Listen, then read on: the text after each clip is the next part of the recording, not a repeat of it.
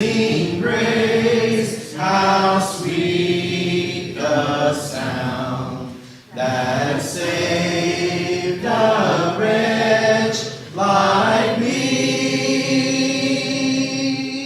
I once was lost, but now I'm found.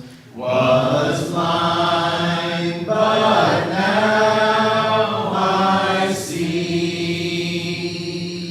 A Journey Through the Bible, Day 107 of 365, Saturday, April the 17th, 2021. Today's reading, 1 Chronicles chapter 10, verses 1 through 14, 2 Samuel chapter 4, verse 4, and chapter 1, verses 1 through 27, 1 Chronicles chapter 8, verses 29 through 40, and chapter 9, verses 35 through 44. 2 Samuel chapter 5 verse 4, 1 Chronicles chapter 29 verse 27, 2 Samuel chapter 2 verses 1 through 32, 1 Chronicles chapter 3 verses 1 through 4, 2 Samuel chapter 3 verses 6 through 39. David now begins his reign, 1055 BC, of 40 years in deep grief over the deaths of Saul and Jonathan. Then he consolidates his kingdom. 1 Chronicles chapter 10, verses 1 through 7. Now the Philistines fought against Israel, and the men of Israel fled before the Philistines, and fell slain on Mount Gilboa. And the Philistines overtook Saul and his sons, and the Philistines struck down Jonathan and Abinadab and Malchishua, the sons of Saul. The battle pressed hard against Saul, and the archers found him, and he was wounded by the archers. Then Saul said to his armor-bearer, "Draw your sword, and thrust me through with it, lest these uncircumcised come and mistreat me." But his armor-bearer would not, for he feared greatly. Therefore Saul took his own sword and fell upon it. And when his armor-bearer saw that Saul was dead, he also fell upon his sword and died. Thus Saul died, and his 3 sons, and all his house died together. And when all the men of Israel who were in the valley saw that the army had fled, and that Saul and his sons were dead, they abandoned their cities and fled. And the Philistines came and lived in them. 1 Chronicles chapter 10, verses 8 through 14. The next day, when the Philistines came to strip the slain, they found Saul and his sons fallen on Mount Gilboa. And they stripped him and took his head and his armor, and sent messengers throughout the land of the Philistines to carry the good news to their idols and to the people. And they put his armor in the temple of their gods, and fastened his head to the temple of Dagon.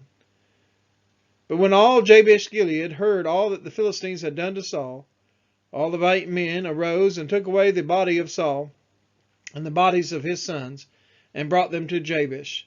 And they buried their bones under the oak in Jabesh, and fasted 7 days.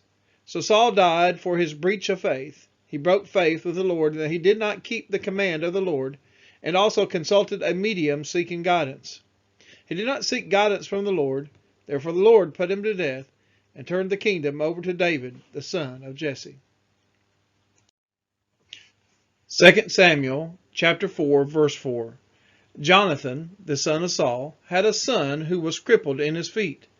He was 5 years old when the news about Saul and Jonathan came from Jezreel, and his nurse took him up and fled. And as she fled in her haste, he fell and became lame, and his name was Mephibosheth. 2 Samuel chapter 1, verses 1 through 5. After the death of Saul, when David had returned from striking down the Amalekites, David remained 2 days in Ziklag. And on the 3rd day, behold, a man came from Saul's camp, with his clothes torn and dirt on his head. And when he came to David, he fell to the ground and paid homage. David said to him, "Where do you come from?" And he said to him, "I have escaped from the camp of Israel." And David said to him, "How did it go? Tell me." And he answered, "The people fled from the battle, and also many of the people have fallen and are dead. And Saul and his son Jonathan are also dead." Then David said to the young man who told him, "How do you know that Saul and his son Jonathan are dead?" 2 Samuel chapter 1, verses 6 through 16. And the young man who told him said, "By chance I happened to be on Mount Gilboa, And there was Saul leaning on his spear. And behold, the chariots and the horsemen were close upon him. And when he looked behind him, he saw me and called to me, and I answered, Here I am. And he said to me, Who are you? I answered him, I am an Amalekite. And he said to me, Stand beside me and kill me, for anguish has seized me, and yet my life still lingers. So as I stood beside him, and killed him, because I was sure that he could not live after he had fallen. And I took the crown that was on his head, and the armlet that was on his arm, and I brought them here to my Lord.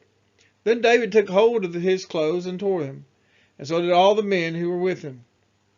And they mourned and wept and fasted until evening for Saul, and for Jonathan his son, and for the people of the Lord, and for the house of Israel, because they had fallen by the sword. And David said to the young man who told him, Where do you come from? And he answered, I am the son of a sojourner, an Amalekite. David said to him, How is it that you were not afraid to put out your hand to destroy the Lord's anointed? Then David called one of the young men and said, Go execute him. And he struck him down so that he died. And David said to him, Your blood be on your head, for your own mouth has testified against you, saying, I have killed the Lord's anointed. 2 Samuel chapter 1, verses 17 through 27. And David lamented with his lamentation over Saul and Jonathan his son. And he said, It should be taught to the people of Judah. Behold, it is written in the book of Jasher. He said, Your glory, O Israel, is slain on your high places. How the mighty have fallen. Tell it not in Gath, publish it not in the streets of Ashkelon, lest the daughters of the Philistines rejoice, lest the daughters of the uncircumcised exult. You mountains of Gilboa, let there be no dew or rain upon you, nor fields of offerings. For there the shield of the Almighty was defiled, the shield of Saul, not anointed with oil. From the blood of the slain, from the fat of the mighty, the bow of Jonathan turned not back, and the sword of Saul returned not empty. Saul and Jonathan, beloved and lovely, in life and in death, they were not divided. They were swifter than eagles, they were stronger than lions. You daughters of Israel, weep over Saul, who clothed you luxuriously in scarlet, who put ornaments of gold on your apparel. How the mighty have fallen in the midst of the battle. Jonathan lies slain on your high places. I am distressed for you, my brother Jonathan. Very pleasant have you been to me. Your love to me was extraordinary, surpassing the love of women. How the mighty have fallen, and the weapons of war perished. 1 Chronicles chapter 8, verses 29 through 40. Jeiel, the father of Gibeon, lived in Gibeon, and the name of his wife was Maacah. His firstborn son Abdon, then Zur, Kish, Baal, Nadab, Gedor, Ahio, Zechar, and Mikloth. He fathered Shimeah. Now these also lived opposite their kinsmen in Jerusalem, with their kinsmen. Ner was the father of Kish, Kish of Saul, Saul of Jonathan, Malchishua, Abinadab, and Ishbaal. The son of Jonathan was Meribal, and Meribal was the father of Micah. The sons of Micah, Pithon, Melech, Teriah, and Ahaz. Ahaz fathered Jehoiada, and Jehoiada fathered Elameth, Azamaveth, and Zimri. Zimri fathered Moza. Moza fathered Beniah. Rapha was his son. Eliashah his son. Azel his son. Azel had 6 sons, and these are their names: Azrikam, Bocherah, Ishmael, Shearah, Obadiah, and Hanan. All these were sons of Azel. The sons of Ishak his brother, Ulam his firstborn, Jeush the second, and Eliphalet the third. The sons of Ulam were men who were mighty warriors, bowmen having many sons and grandsons, 150. All these were Benjamites. 1 Chronicles chapter 9, verses 35 through 44. In Gibeon lived the father of Gibeon, Jeiel, and the name of his wife was Maacah. And his firstborn son Abdon, then Zur, Kish, Baal, Ner, Nadab, Gedor, Ahio, Zechariah, and Mikloth. and Mikloth was the father of Shimeon. And these also lived opposite their kinsmen in Jerusalem with their kinsmen. Ner fathered Kish, Kish fathered Saul, Saul fathered Jonathan, Malchi-Sua, Abinadab, and Eshbaal. The son of Jonathan was Meribal, and Meribal fathered Micah. The sons of Micah, Pithon, Melech, Teriah, and Ahaz. And Ahaz fathered Jerah, and Jerah fathered Elameth, Azametheth, and Zimri. And Zimri fathered Moza. Moza fathered Beniah, and Raphaiah was his son. Eliashah his son, Azel his son. Azel had 6 sons, and these are their names: Azrikam, Bocherah, Ishmael, Zerariah, Obadiah, and Hanan. These were the sons of Azel. 2 Samuel chapter 5, verse 4. David was 30 years old when he began to reign, and he reigned 40 years. 1 Chronicles chapter 29, verse 27. The time that he reigned over Israel was 40 years. He reigned 7 years in Hebron and 33 years in Jerusalem. 2 Samuel chapter 2, verses 1 through 3. After this, David inquired of the Lord, "Shall I go up into any of the cities of Judah?" And the Lord said to him, "Go up." David said, "To which shall I go up?" And he said, "To Hebron." So David went up there, and his 2 wives also, Ahinoam of Jezreel, and Abigail the widow of Nabal of Carmel. And David brought up his men who were with him, every one with his household, and they lived in the towns of Hebron. 2 Samuel chapter 2, verses 4 through 11. And the men of Judah came, and there they anointed David king over the house of Judah. When they told David it was the men of Jabesh-Gilead who buried Saul, David sent messengers to the men of Jabesh-Gilead and said to them, "May you be blessed by the Lord, because you showed this loyalty to Saul your Lord and buried him. Now may the Lord show steadfast love and faithfulness to you, and I will do good to you because you have done this thing. Now therefore let your hands be strong and be valiant, for Saul your Lord is dead, and the house of Judah has anointed me king over them." But Abner the son of Ner, commander of Saul's army, took Ishbosheth the son of Saul, and brought him over to Mahanaim. And he made him king over Gilead, and the Azarites, and Jezreel, and Ephraim, and Benjamin, and all Israel. Ishbosheth, Saul's son, was 40 years old when he began to reign over Israel, and he reigned 2 years. But the house of Judah followed David, and the time that David was king in Hebron over the house of Judah was 7 years and 6 months. 2 Samuel chapter 2, verses 12 through 19. Abner the son of Ner, and the servants of Ishbosheth the son of Saul, went out from Mahanaim to Gibeon. And Joab the son of Zeruiah and the servants of David went out and met them at the pool of Gibeon. And they sat down, the one on one side of the pool and the one on the other side of the pool. And Abner said to Joab, "Let the young men arise and compete before us." And Joab said, "Let them arise." Then they arose and passed over by number, 12 for Benjamin, and Ishbosheth the son of Saul, and 12 of the servants of David. And each caught his opponent by the head and thrust his sword in his opponent's side. So they fell down together. Therefore that place was called Hekath Hazarim, which is at Gibeon. And the battle was very fierce that day, and Abner and the men of Israel were beaten before the servants of David. And the 3 sons of Zeruiah were there, Joab, Abishai, and Asahel. Now Asahel was as swift of foot as a wild gazelle, and Asahel pursued Abner. And as he went, he turned neither to the right hand nor to the left from following Abner. 2 Samuel chapter 2, verses 20 through 28. Then Abner looked behind him and said, "Is it you, Asahel?" And he answered, "It is I." Abner said to him, "Turn aside to your right hand or to your left, and seize one of the young men and take his spoil." But Asahel would not turn aside from following him. And Abner said again to Asahel, "Turn aside from following me. Why should I strike you to the ground? How then could I lift up my face to your brother Joab?" But he refused to turn aside. Therefore Abner struck him in the stomach with the butt of his spear, so that the spear came out at his back. And he fell there and died where he was. And all who came to the place where Azael had fallen and died stood still. But Joab and Abishai pursued Abner.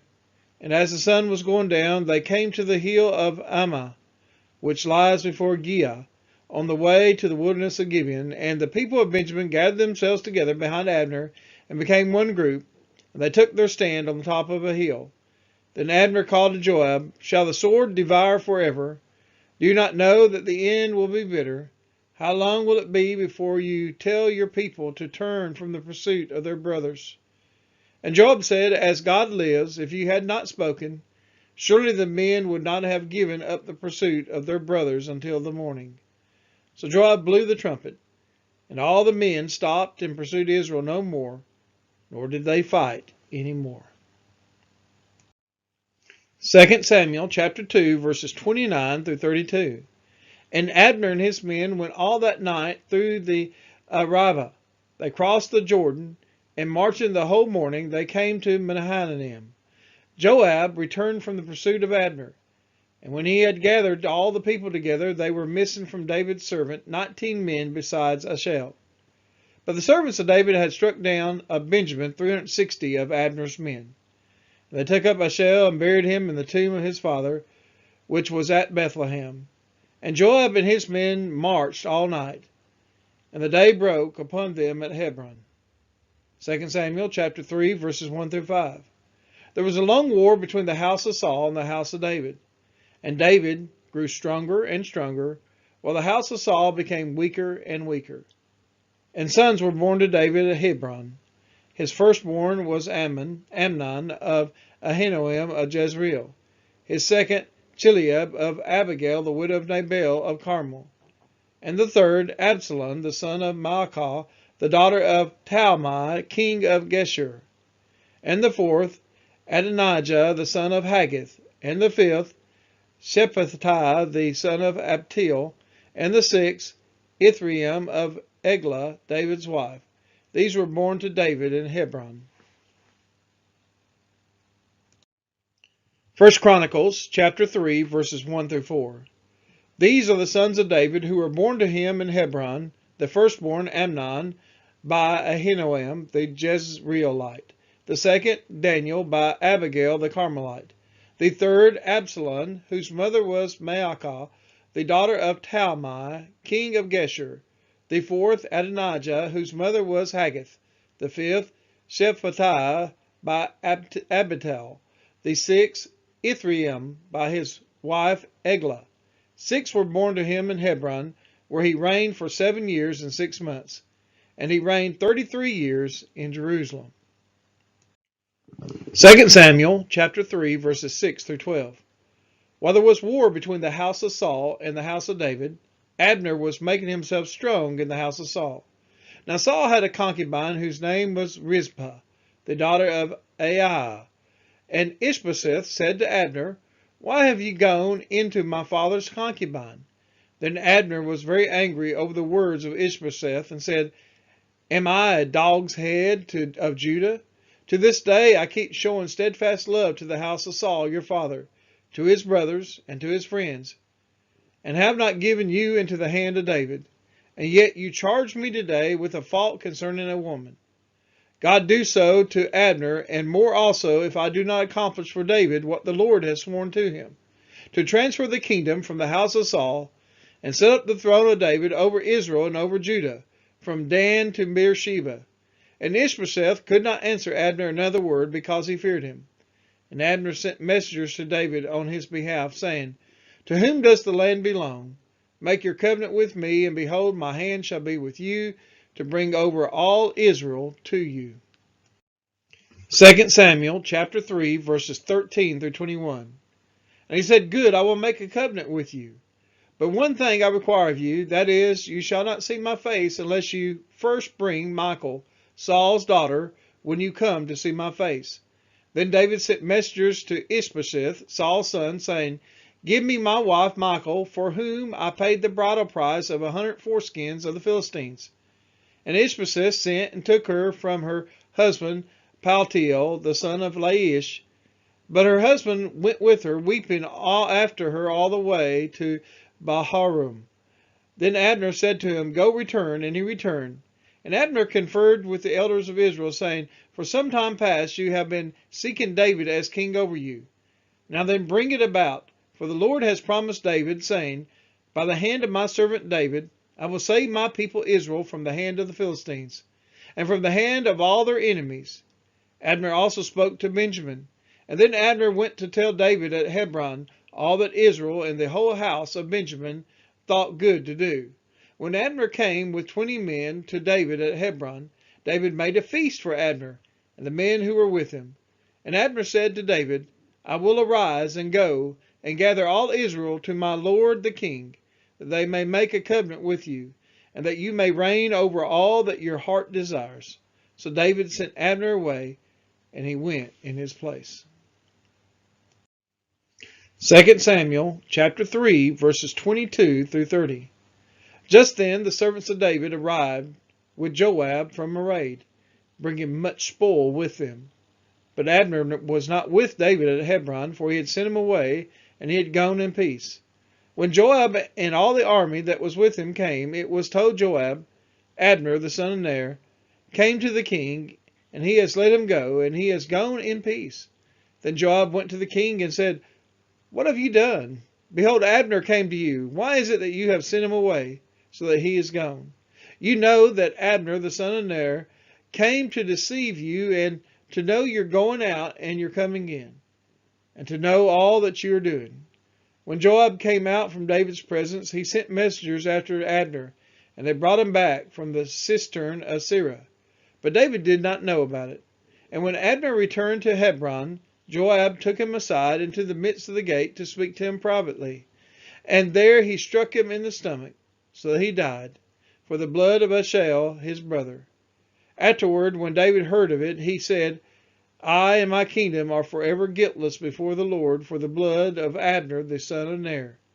May it fall upon the head of Joab and upon all his father's house, and may the house of Joab never be without one who has a discharge, or who is leprous, or holds a spindle, or who falls by the sword, or who lacks bread.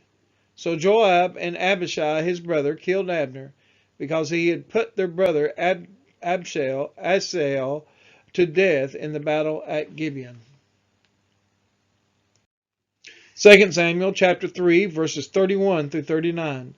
Then David said to Joab and to all the people who were with him, Tear your clothes and put on sackcloth and mourn before Abner.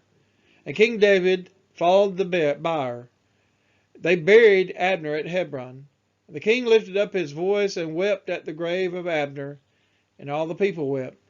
The king lamented for Abner, saying, Should Abner die as a fool dies? Your hands were not bound, your feet were not fettered. As one falls before the wicked, you have fallen. And all the people wept again over him. Then all the people came to persuade David to eat bread while it was yet day. But David swore, saying, God do so to me, and more also, if I taste bread, or anything else till the sun goes down. And all the people took notice of it, and it pleased them, as everything that the king did pleased all the people. So all the people and all Israel understood that day that it had not been the king's will to put to death Abner the son of Ner. And the king said to his servants, Do you not know that a prince and a great man has fallen this day in Israel? And I was gentle today, though anointed king. These men, the sons of Zeruiah, are more severe than I. The Lord repay the evildoer according to his wickedness.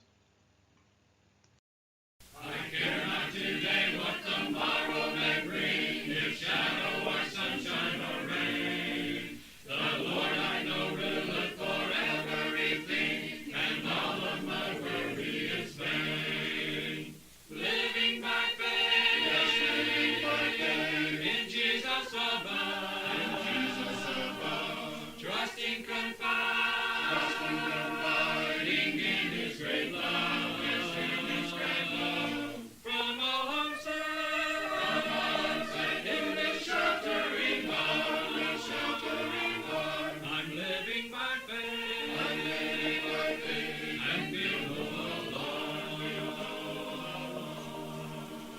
Hello again to A Journey Through the Bible, a daily devotional. And we are making our journey in reading the Bible all the way from Genesis all the way to Revelation in just 1 year.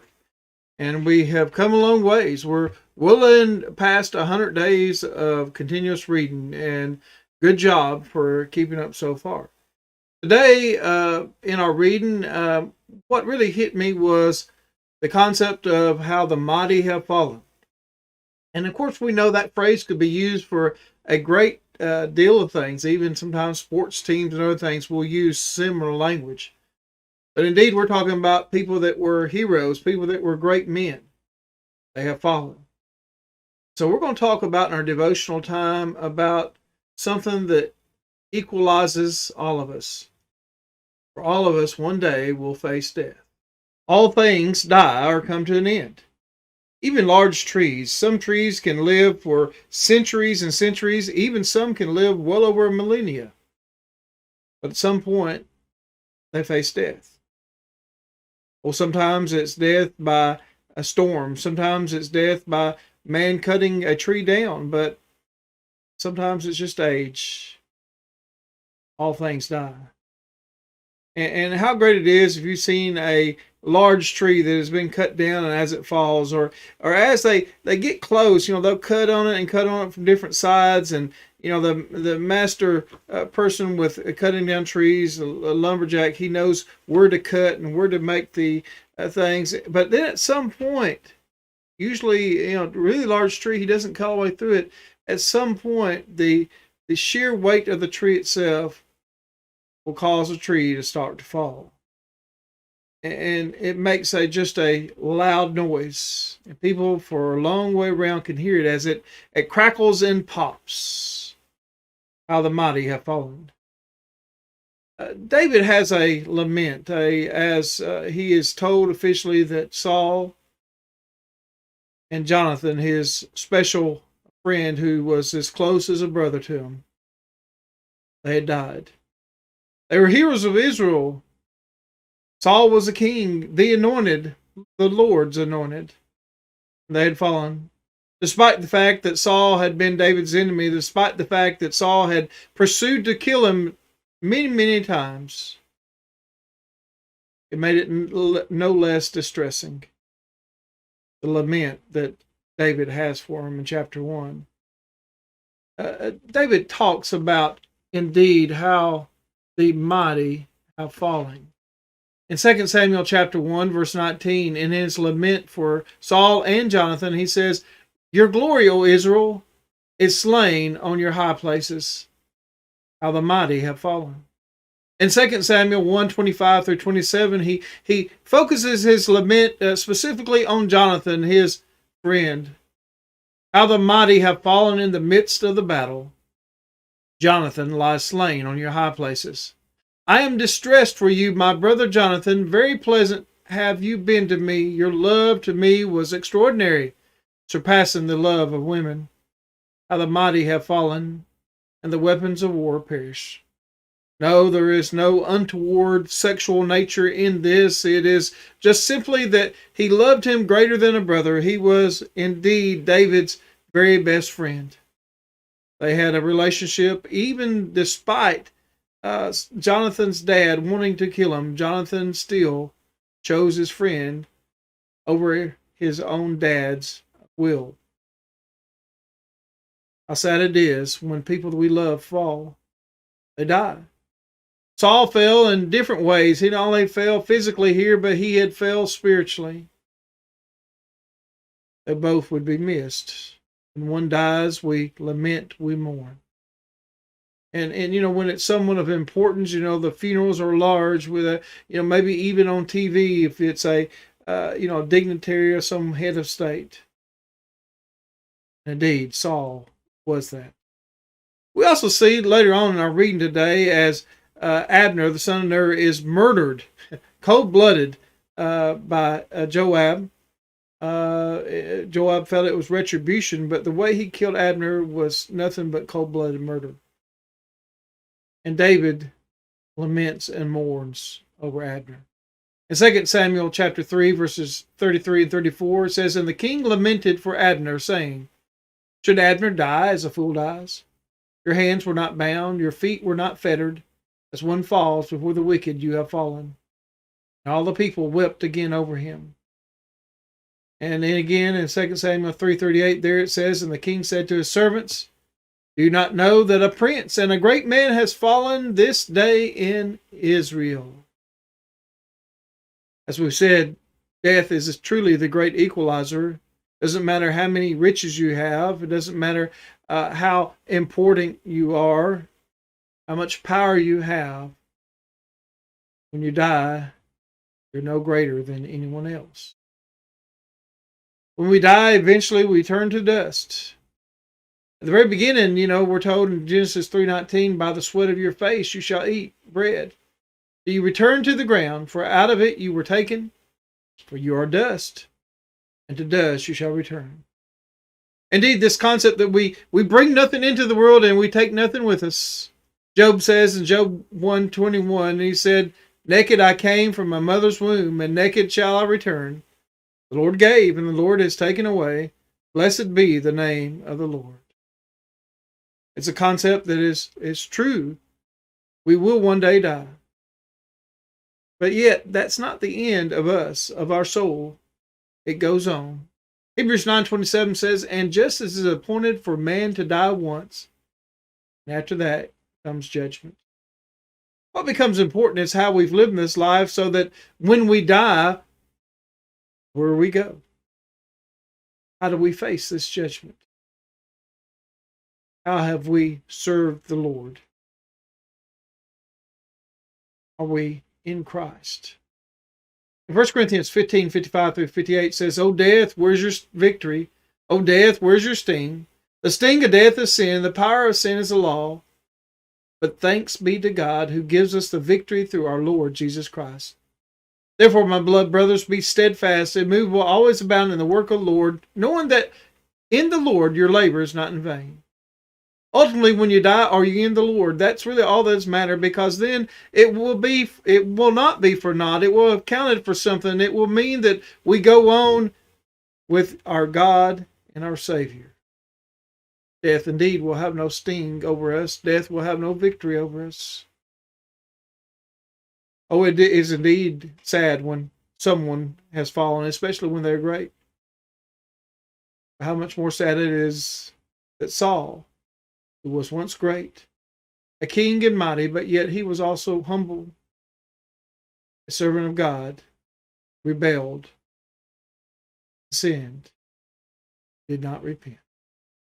Hope we reflect on this and understand that we all one day will pass from this life, but what's important is what we do, how we live. Are you in Christ today? Amazing grace, how sweet the sound that saved a wretch like me.